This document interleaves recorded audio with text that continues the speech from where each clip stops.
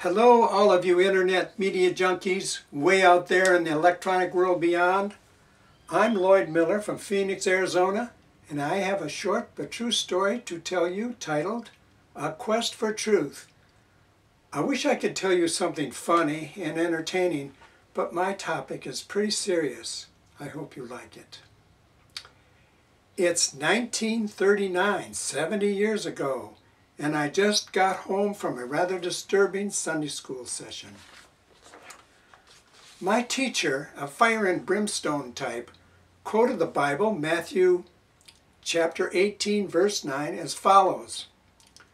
So if your eye, even your good eye, causes you to lust, gouge it out and throw it away. It is better for you to lose one part of your body than for your whole body to be thrown into hell. Whoa, heavy-duty stuff to lay on a 10-year-old. I remember that day clearly. I asked my mother about it after church, and she said to ignore it and that she didn't believe in hell, could find no good reason for it. So there you have it. For me, the first really serious shot across the bow of Christianity.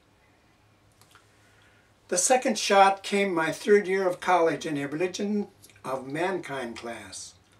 One of the students in the class asked the professor, "Do you believe in God?"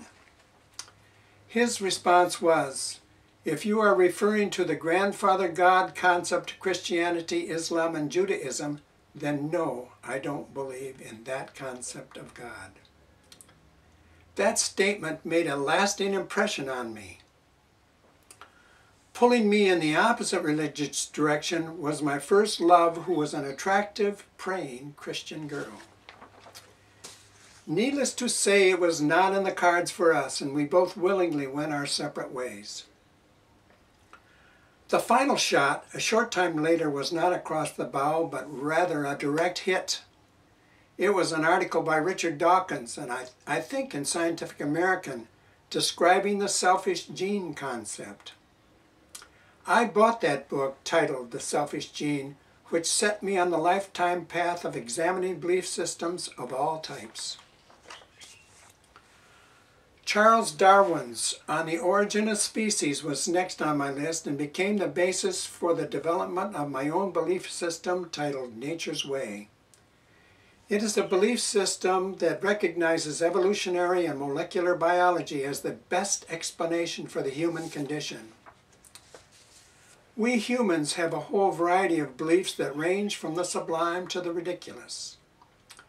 The downside is that many of these beliefs are founded not on substantial evidence and critical reasoning, but rather on fear, superstition, wishful thinking, and questionable myths from the past.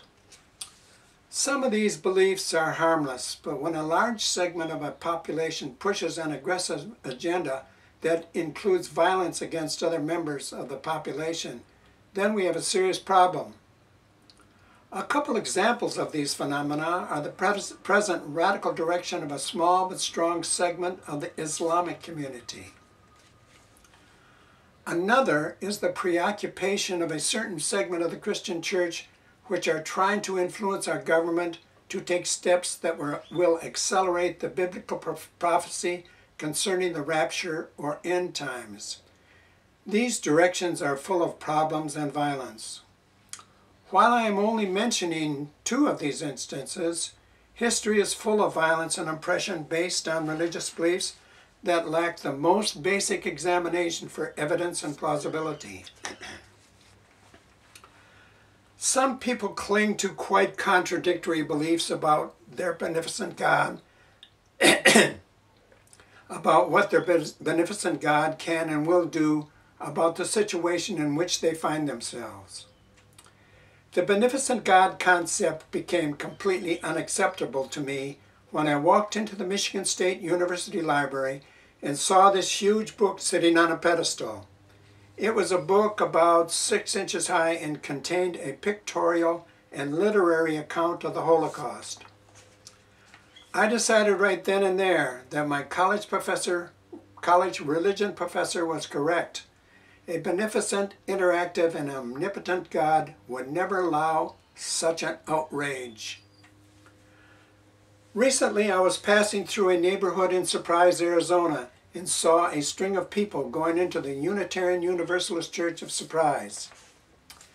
Now realize I hadn't been to a church service for 40 years, but I thought, what the heck? The Unitarian Church is one of the few churches that I haven't taken a hard look at, so I joined the string of people going into church. The service seemed quite the same as mainline Protestant churches. There was some hymn singing and some readings. There was a meditation with the injunction, pray if that's your way. Then the pastor started his sermon with the statement, I'm a hard agnostic. He then went on to describe what he meant by that statement. I straightened up in my pew and thought, hey, that's right down my alley. Subsequent research on the Unitarian Universalist Church revealed that it is a non-creedal church, which means that you are welcome there regardless of your belief system. It is important to know that it is not a Christian church, even though a percentage of members term themselves Christian. Wikipedia puts that number at 13%.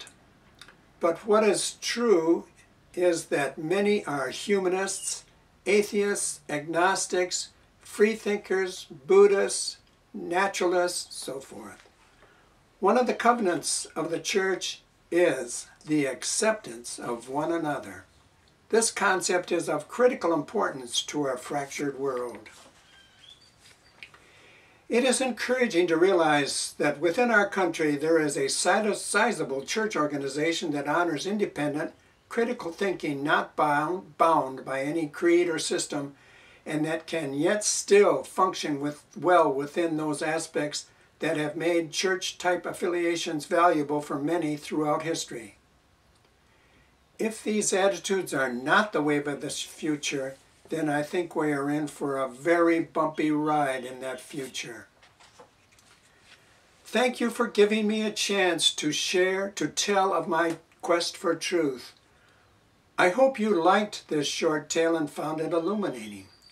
I'm sorry that I can't send you on your way with a good laugh, but this subject is no laughing matter. Goodbye for now.